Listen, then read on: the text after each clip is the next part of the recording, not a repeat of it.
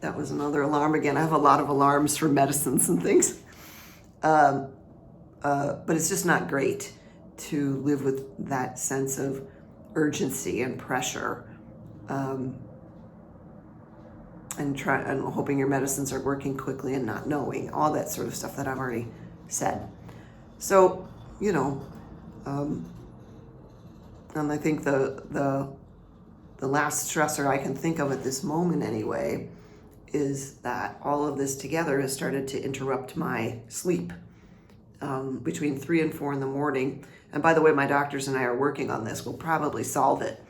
But my brain will wake up, or parts of my brain will wake up and start going, you haven't done this, and you haven't done this, and you haven't done that, and you haven't done this. And then I'll be groggy and waking up, and I'll listen in, you could say, and what they're saying is true. Well, my thoughts. And sometimes I do forget things because, my to-do list is sometimes way too full. And I've tried meditating and journaling and sort of internal dialogue. I do this type of therapy called internal family systems, and it works really well for me. And sometimes I just have to stay awake, and I'll get out my emails, I'll get out my my spreadsheets, I'll get out my whatever I'm working on, the medicines, the financing, the this and the that, and then maybe by about usually about 5:30 or 6 in the morning, I'll go back to sleep for a little while. But you can imagine that sleep deprivation is completely unacceptable when you have cancer. It's always unacceptable, right? You need cell repair. Everybody does. So anyway, that's a part of stress too. And I guess I'm saying this because fellow traveler cancer survivors and thrivers will be faced with that possibility. So I suppose if sleeplessness happens to you, maybe it doesn't have to be quite so shocking or surprising. All I know is that I absolutely must have sleep, and I've allowed myself to take a lot of naps in the interim before we get this fixed, in order to keep my immune system as strong as I possibly can. Okay. All right, so that's my little aside or big aside on stress. It's not even an aside, really. It's the major thing. But let me continue a little bit with what's been happening now with the medical parts of it. I think I might have said earlier that when January rolled around, all the pathology reports came back and sort of made it all definitive. There's a lot of reports that I actually don't understand. All I know is it looks like alphabet soup to me, or numbers and alphabets together, because it's RNA and DNA and genetics and that kind of thing. Obviously, medical reports are often, full of Greek and Latin medical terminology that aren't decipherable to most of us. So, but it's everything that they need to know at this moment anyway. They've got it. So I feel so blessed to have had all those tests, studying all the markers and this and that. And I'm sure that there's a lot that they can find from all of their studies about different kinds of immunotherapies, even down the treatment tracks that I'm taking. So that's good. I'm noticing on my script here, I already covered some things that I had covered before. But I kind of want to reiterate one of them. I said before earlier that I'm really grateful that my treatment plan with breast cancer went well and that it came back. And now I've got this new lung cancer, which, by the way, happens more often than you'd think, that a completely new kind of cancer can come into your body. Very odd, but to me anyway, but I guess it happens, right? And I guess it just can't be said enough, in my opinion, that if cancer comes back, this is to my fellow travelers, and this is mostly because my doctors and a lot of people in my support groups, from like Radical Remissions and places like that. And I have a cancer health mentor too. She's she's walked the path ahead of me. And and actually hers has come back before. Everybody I know who's had this has had it come back so far. Whether it's 5, 10, 15, 20 years, it's just there, right? I think it seems to be in its nature to come back. So I'm saying this to myself and to others too, that you're not a failure if it comes back. Nobody is a failure, Somehow getting out of that paradigm of looking at ourselves as successes or failures if the cancer comes or doesn't come. It just doesn't seem right to me. Other people who have chronic medical conditions, have flare-ups and returns or this and that, or that they have a virus and the virus mutates and it changes and they have to change medicines. It's sort of like nobody's looked at, oh, you failed. You need a new medicine. Oh, goodness, it came back. But somehow with cancer, we still might live a little bit in that paradigm. And I just think it doesn't feel good. It doesn't feel good to just be, well, either I'm a success or I'm a failure. It's all or nothing. So, end of that. Suppose I've said it twice and that's good enough. Okay, so I think I might have already spoken about that my recommended treatment plan. I've got at least 6 pharmaceutical medicines upcoming. I don't know when they'll be administered to me throughout 2024. I've got 3 of the 4 of them. 3 of the 6 of them already. I'm already taking them, and that's really great. Yeah, and some of the expenses of some of these are not a lot, and some of them are medium, and some of them are like, whoa. Like I think one of my, I'll give you an example. I think one's like $15 a month on average, one's $72, one is $149, and one is $339. So as you can imagine, having those extra prescriptions cost, yeah, it's a lot, Okay, what else?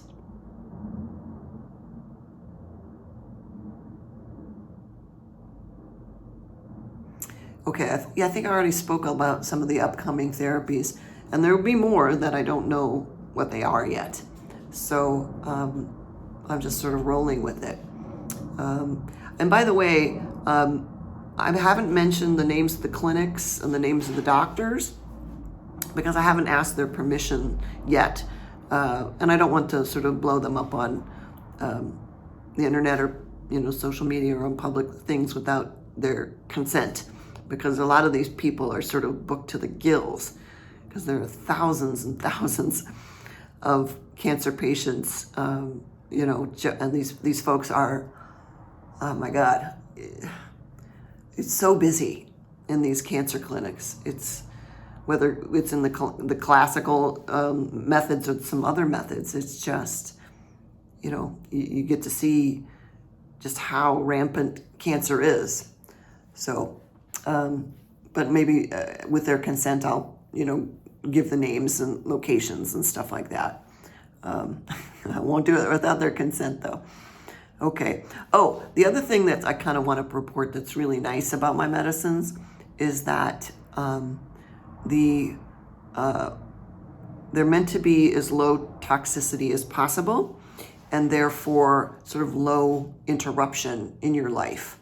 And if you can get over some of the side effects, then you actually might end up feeling good, feeling better than you did before. So that's kind of amazing too. I can share that with one of my medications, it does cause a little bit of a nausea, a little bit of lack of appetite.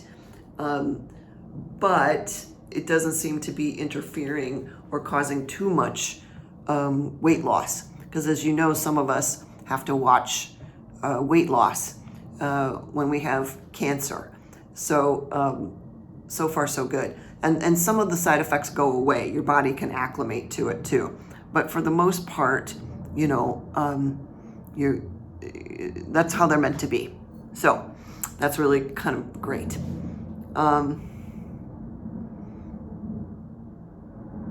And I think the thing I want to sort of wrap up with is that everything that I've been doing, all the medical treatments and the treatment plans that I have so far, even with all the expense and all of the do-it-yourself, and all the uncertainty, they do give me peace. They give me peace, and they give me hope, a lot of hope. And so, you know, I'm really grateful. Sometimes, I told you guys earlier about patience. I don't have a lot of patience, but I'm working on it. But when you see so many people who are on my path, who are doing well, and who have been well for 5, 10, 15, 20, like a lot of years without a lot of damage to their bodies, it does give you hope and faith. You know, I am a person of faith in my own way, but having these doctors and having these medicines, and then all the case studies and all the evidence, it's very comforting. I mean, the reason why I'm even crying at all right now is because I feel relief. I feel relief that, you know, I found out about all this stuff. And it is a long haul, but, you know, as we all know, all you can do is one small thing at a time. It's not even one day at a time. It's just like one action at a time. And this action of crying is my next right thing. Because it makes me feel relief. My body feels better for it, you know? Just to sort of be transparent. So I want to thank anybody who's continued with me across these, I guess it's 4 videos now because I had 2 interruptions. And this is my opening story. I hope I've helped somebody, loved ones, or people who are on the journey. Obviously, I can't speak to medical things, but I can speak to what it's like just to be a human being who gets a pretty drastic diagnosis that you wish you didn't have. And that is baffling. Cunning, baffling, powerful. So anyway, I've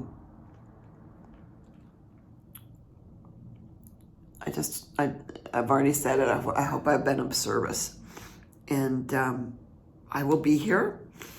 People can contact me through the socials. You can DM me various places.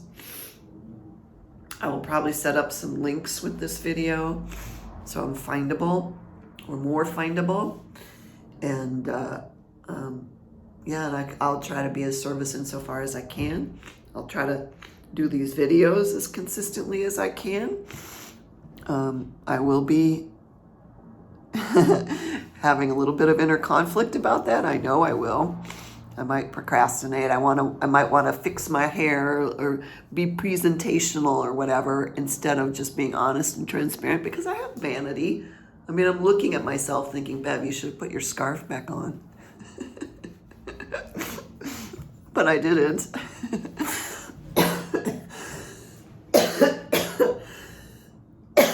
It's the first time you guys have heard me wheeze. Woo-wee.